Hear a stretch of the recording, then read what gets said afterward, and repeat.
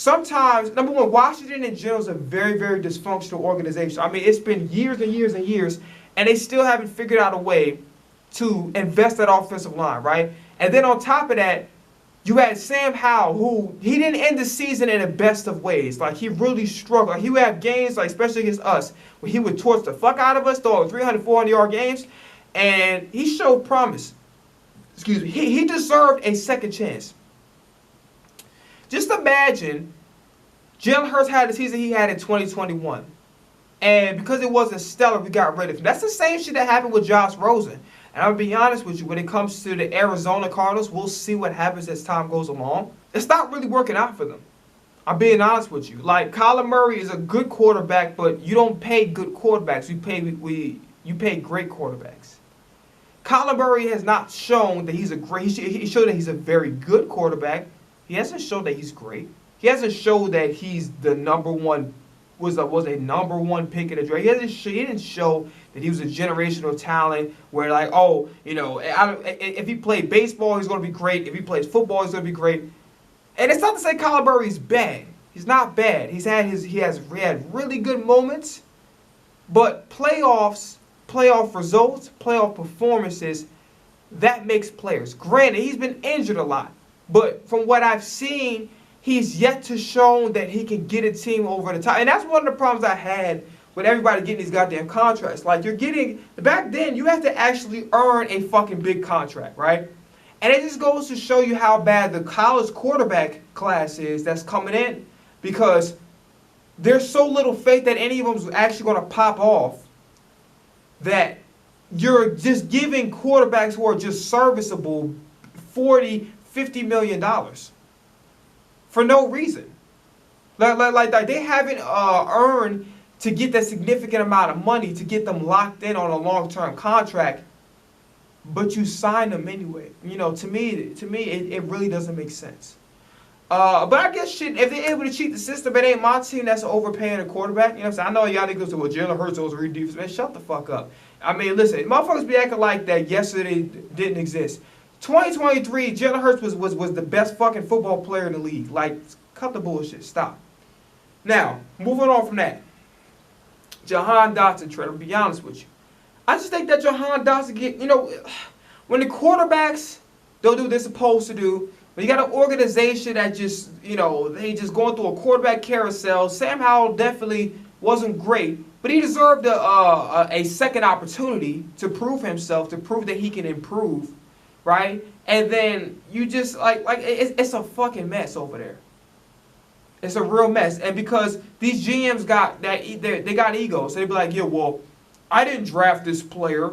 So because I didn't draft this player, I'm not going to work with them. I'm going to go out, with the players that I draft. It don't fucking matter. Like, because you still have to develop those players either way. So you can sit up there and you can be like, oh, well, I pick, that's my pick right there. But they still have to be developed and coached to reach their full potential.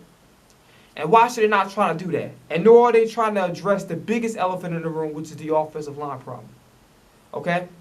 Neither is Chicago, but the good thing about Chicago is Caleb Williams look like he's going to be a fucking problem. And they got receivers and they got a great running back. So we'll see as time goes along, right? I wouldn't be surprised if Chicago's a top 15, top 10 offense in the league. It might even be top 12. Like, we'll see as the season goes along, but I have a very good feeling Chicago's going to go fucking crazy this year. They might even win out. They might even get to the divisional. So we'll see, because Caleb Williams, he can fucking play. And that offense got a lot of weapons. DeAndre Swift is a dual threat back. He's a top 5 back. In my opinion, he was top 2 last year, but y'all say what y'all want to say about that. They got Keenan Allen, the best route runner in football, right next to fucking Devontae Adams. You got Roma Dunze. I mean, we'll see what happens with that. Probably fucking up his name, sorry. And his other receiver, DJ Moore. You got DJ Moore. Like, what the fuck? Like, DJ Moore is a number 1 as well. So, when it comes to Jahan Dotson, we basically got a number 2 wide receiver. So, let's just go over why we had to go pursue a third wide receiver. Paris Campbell looked like he was going to be the lock for number 3. But he's injured the whole time, right? And it's fucked up, too. And I'm going to tell you why it's fucked up. We'll talk about Paris Campbell later on because he did play against Minnesota. So, you got that situation. Johnny Wilson needs more development. He's playing pretty good when he's out there, but you still needed more development. Like him throwing, like you want somebody with some speed and some explosiveness as a wide receiver 3. I don't necessarily think that Johnny Wilson carries that, right?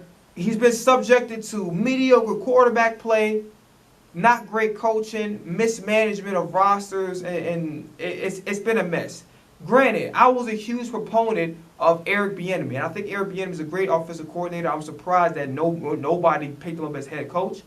But now I'm thinking about it, I'm starting to think that he's not much of a people person, and you kind of have to be a people person.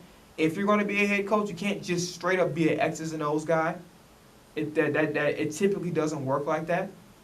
So that's probably why they decided not to pick, because they didn't feel like that his personality, like in my opinion, Eric Bieniemy is a guy that's like, he's a behind the scenes type guy. He don't seem like a head coach. I want him as a head coach because I think his offense would have made this team go.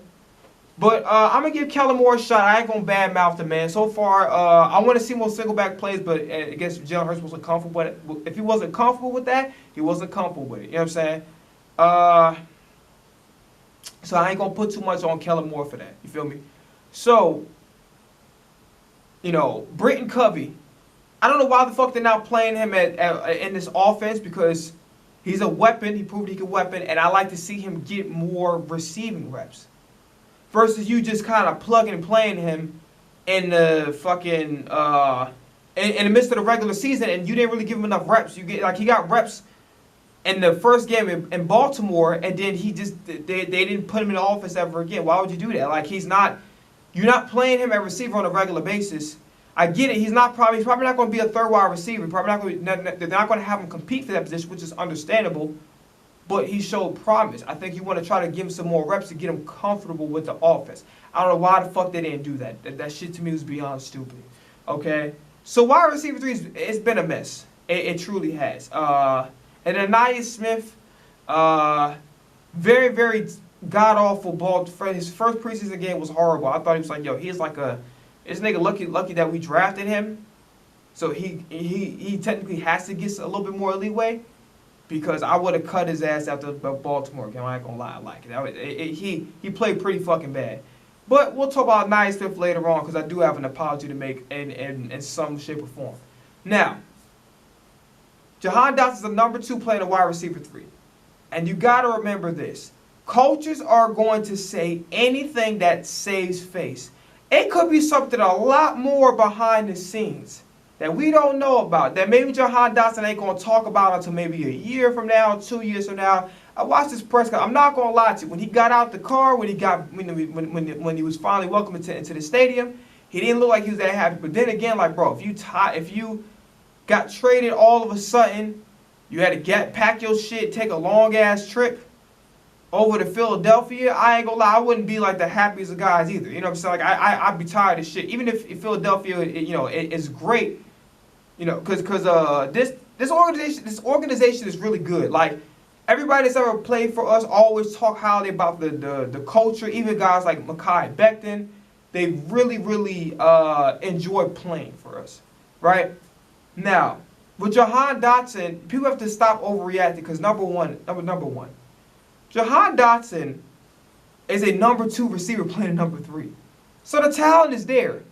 Man got 11 touchdowns, which is more than most of the guys, maybe all of the guys that were drafted in the same class as him.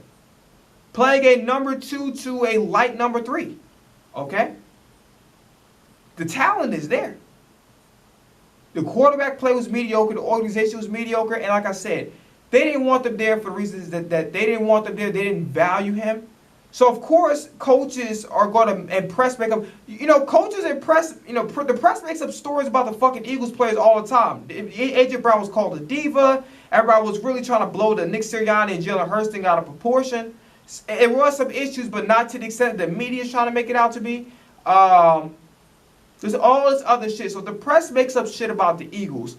Why the fuck would you go then and turn around and believe every fucking publication or every single rumor that goes out about a player? Most coaches try to save their own ass, and try to save face.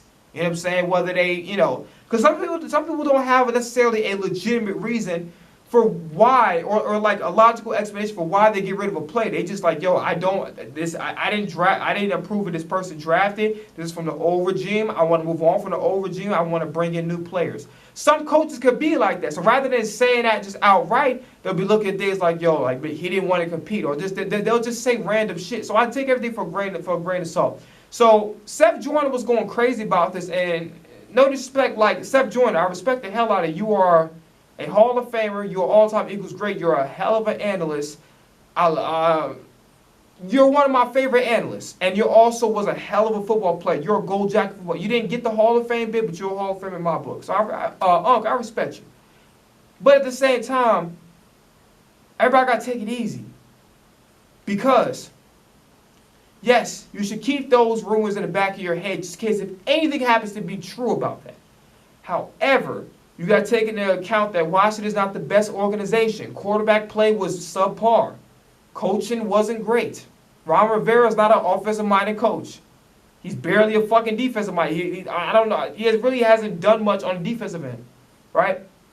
So, when it comes to this, you got to understand that the way wide receiver 3 is, I don't know how Kellen Moore, I'm sure wide receiver 3 is going to be very, very important in this offense. But under the Sirianni regime, we all know that wide receiver 3 isn't utilized much, if at all.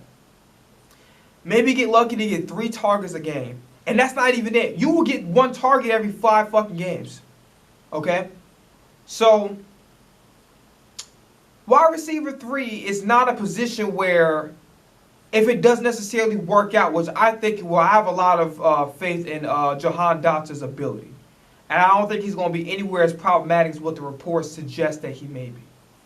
I think he's going to fit right in. I think he's going to love the culture here because a lot of players, like I said before, they already love the culture here. So, with that said, when it comes to Jahan Dotson, it's a low risk, high reward move, straight up and down like that. Because if he doesn't pan out, it doesn't really hurt your team like that. Why? Because you have a top 3 tight end in this league, and some of y'all got the nerve to fucking argue about him with the injury prone shit. But I ain't gonna go into that. I made 2 fucking separate videos about that. I put out a short, let y'all know. If y'all don't get the fucking memo, I'm not here to spell it out for you. I'm not here to fucking put that motherfucker in Morse code, put that shit in Braille, or put it in another language, go to Google Translate it, and put that motherfucker in some Hanzi, which is Mandarin. Mandarin characters. I'm not here to do none of that shit. Y'all if y'all can't understand basic English and at least listen, even if you disagree, at least understand where the fuck I'm coming from. I'm not here to go on a full-blown explanation. But long story short, this is a low-risk, high-reward move. You're getting a number 2 receiver as a number 3 receiver. He could possibly be number 1 or maybe a handful of teams, but he's at very least a number 2. You got him at wide receiver 3. Worst case scenario, you have an elite number 1 tight end. And you got 2 top 10 wide receivers in this league, in A.J. Brown, Devontae Smith. You got a great offensive line. You got Saquon Barkley can catch up the backfield. You got Kenny Gainwell can catch up the backfield. Will Shipley can catch up the backfield. So you got 3 running backs who you can put in a passing game. And you got Jalen Hurts' legs. So, and Saquon can run a rock too. So it's not a situation where if he doesn't pan out, it's going to drastically hurt the team. And it's all, you got depth. Johnny Wilson, Britton Covey. You got depth. And then Anaya Smith, you know, we'll talk about him later on. But you have depth behind the wide receiver core. You got depth. So the worst case scenario, if he's not playing the way he's supposed to, there's other ways to compensate. So if he doesn't pan out, which I think he will, it's not really going to matter. Because we don't really use wide receiver 3 like that anyway, especially under the Sirianni regime. Moving forward, let's talk about today's game. So, once again, we got our asses handed to us 26-3, right? It's not that big of a deal. These are like 3rd, 4th, barely 2nd team players. It's like light 2nd team players, 3rd, 4th, and 5th teamers, like 5th on the depth chart fucking playing out there. So it wasn't that serious, okay? So let's just go over with the quarterbacks. Honestly, Kenny Pickett is not good, but I'll tell you this much, he didn't play bad. And if you want me to sit there and say Kenny Pickett was garbage this game, I'll be lying to you. Kenny Pickett was, you know, he was all right. He actually made some good throws. I still don't like him at the quarterback 2 position. I feel like he was better off, you know, giving McKee a shot to be number 2. or we're better off drafting Spencer Rattler. But that I talked about that in another video, okay? Now, so Kenny Pickett didn't play bad. I know he didn't put up no points, like 6 for 9, some shit like that. Yeah, 6 for 9, 58 yards. Wasn't bad, but, you know, it is what it is. Tanner McKee didn't play well, really. Hey, this is what I noticed that motherfuckers ain't talking about. Tanner McKee can run. I was up there like, he missed the opportunity for the first down, but he can fucking run. I'm thinking this nigga like a fucking Kurt Warner ass statue in the pocket. No, he can fucking run. The dude got some mobility. I ain't gonna lie. I looked at Tanner McKee doing this. He was like, Like I saw a little bit of Carson Wentz. I'm like, oh shit. He's got the ability to throw on the run. He struggled. I'll tell you this much. One thing about what Tanner McKee did. Tanner McKee, towards the end, right before Will Grier came in the fourth quarter, Tanner McKee did a really, really good job of actually playing. Like, he did a good job. He played solid. Like, he started off very poorly. I think he threw an interception, which I didn't see. But overall, Tanner McKee's better than Kenny Pickett. And I think he should be the quarterback too. But it was really nice to see that actually Tanner McKee got some mobility. Dude can actually run. I thought this nigga was like one of those Tom Brady, Peyton Manning, Mark Bugler ass, Drew Bledsoe ass fucking prototypes. The dude actually can run the football. So that's very, very important. As long as you can run a little bit, I mean, shit, why the fuck, bro? He did more running than fucking Kenny Pickett. Kenny Pickett didn't do the shit. Like, bro, he did more running than Kenny Pickett. The whole fucking, out the whole 3 preseason games, he did more running than fucking Kenny Pickett. This shit is sad. Now, moving forward with that. So that was the quarterback play pretty much. Grier got it in the fourth quarter. Nothing really much to write home about with that. Price actually ran pretty good. I know everybody's going to get caught up with the fumble and maybe a drop pass or two here and there, but I really, really like Price. I want him to be the 4th running back on this roster. They're probably going to have him put on a practice squad, but I really, really like Price. Price out of everybody, that includes Will Shipley, and outside of what Gainwell did in the preseason, Price has been the 2nd best running back, especially when it comes to actually, you know, carrying a rock. So Price is unfortunately got that fumble, especially being in a position where, you know, you might not even make the roster if you up here fumbling like that. But, you know, I think people are going to really overblow the fumble a lot, but I thought he ran really, really fucking good. Nagata struggled. I seen him drop a pass or two. The funny shit is the best wide receivers on the field were Anaya Smith, who I owe Anaya Smith an apology. That's why you got to be patient with people. My fault. You don't close the book because you got to remember this. He's a 6th rounder. He's not expected to do everything right off the bat. And, you know, it was just clear he needed more time to develop. That's why I give people an opportunity and you don't close the book on him saying he's ass. I was saying he was not NFL ready. So my apologies for that. I feel like that I was just, you know, I saw a very, very bad game and I probably blew it a little bit out of proportion to what I probably should have. But Anaya Smith played really, really good. When Tanner McKee was making a run and he was going up the field. And by the way, Anaya Smith was the guy that caught the 2-point conversion pass. So Anaya Smith, you know, he's done a tremendous job. You know, I just think it's one situation where it's like the college to the pros, it's not the easiest transition. And it's him learning the offense and being comfortable with it. And, you know, at the end of the day, he doesn't have to have everything figured out right now because he's not going to get a significant enough playing time for the pressure to be all on him like that. So shout out to Anaya Smith. My apologies. You know, he's a good player. He, again, still needs development. He's a good player nonetheless. The Tanner McKee, you know, the guys that I said were like special teamers, bro, they were the best wide receivers on outside Anaya Smith. They were the best receivers on the fucking field, which is kind of crazy. E.J. Jenkins played pretty good. He's been having a pretty good preseason. Shout out to E.J. Jenkins. He's been having a pretty good preseason. Let's see who else. Never really been impressed with Nichols. Some people say like, oh, Nichols number 38. No, he's pretty good. No. Kendall Milton doesn't get enough playing time for me to make an accurate judgment. I saw some good things from time to time, but I'm not really sold on him as much. So I don't know. That's just my opinion about him. I'm not really sold on him. Paris Campbell, it's really, really fucked up that we have to cut him because hopefully we can make him a practice squad player or something, but I don't think he's going to be, like, somebody's going to pick up Paris Campbell. He's going to get cut. It's going to hurt like fucking hell because it's unfortunate he got injured. And listen, Jahan Dotson, as of right now, is a better player than Paris Campbell.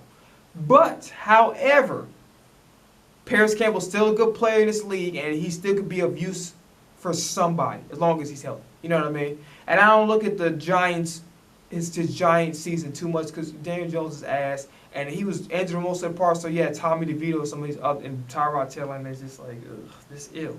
So I want to move on from the offense. Defense. Trevor Jackson and Thomas Booker IV need to make the team. They played hard. They've been consistent all preseason. Patrick Johnson had a good game, and he's been when he got that strip sack to win us the Baltimore game, to give Jake Elliott another shot at the game-winning field goal. Patrick Johnson, another guy that I think he's going to make the roster regardless, just because our defensive end depth isn't like crazy. But Patrick Johnson definitely, I bet not hear this nigga name on this upcoming Tuesday. Patrick Johnson better make the team. Who else? Your Trevor Jackson better make the team.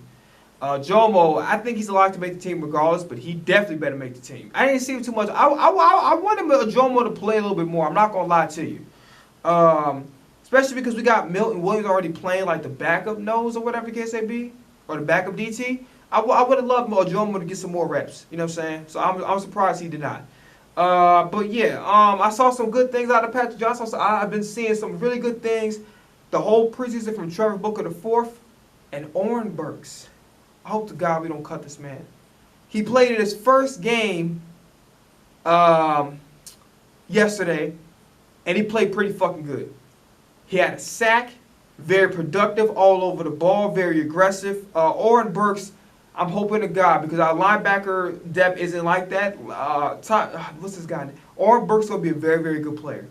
Hopefully he just stays healthy, but I think he should be kept. Van Sumeren has been pretty good. He had a couple bad moments that didn't make him look too great. But overall, Van Sumeren's been having a very, very good preseason. Like Van Sumeren, hopefully he should be a lock to make the team as one of the backup linebackers. I'm trying to figure out who else had a great game on the defensive linebackers. Oh yeah, McCollum has been pretty much, him and Ringo have been the defensive MVPs without question. McCollum hits hard. He makes plays. By the way, shout out to Eli Ricks for finally stepping up, because I've been disappointed. Like, in my opinion, Eli Ricks should be where Kelly Ringo is right now, which is like basically like if he has to be a spot starter, he can do it. Kelly Ringo arguably should be cornerback too, because Isaiah Rodgers hasn't shown me enough. But I thought Ricks would be leaps and bounds ahead of where he's at right now, and he's really not. But he's still a good player. He's still a hard worker. I like his attitude, and I think he's there. Job has to get fucking cut. Every time I see Job, he's doing PI. I'm sorry. I thought he has to show some promise earlier on. He just can't be on this roster. You know, Job just not good. He's just not. He's not good enough. He's a hard hitter. But as a corner, he just like when he gets in a situation where he panics, he starts fucking holding, and it's just the development in the toolbox is just not there. And it's the same mistakes he repeated when he was a spot starter last year, and it's just like no, Josh Jobe. I'm sorry, Josh Jobe was probably one of my cut candidates. He really hasn't. He hasn't done enough for me. Again. Ricks should be higher, but at least Ricks, I see Ricks making plays from time to time, especially against Minnesota. But no, hell no. Address the elephant in the room. So there's two elephants in the room. So by the way, shout out to McCollum, who's been playing his ass off, hard hitter, making plays on the ball. McCollum better make this motherfucking roster. That's all I gotta say. All right. Now, let's have. Oh yeah, real quickly.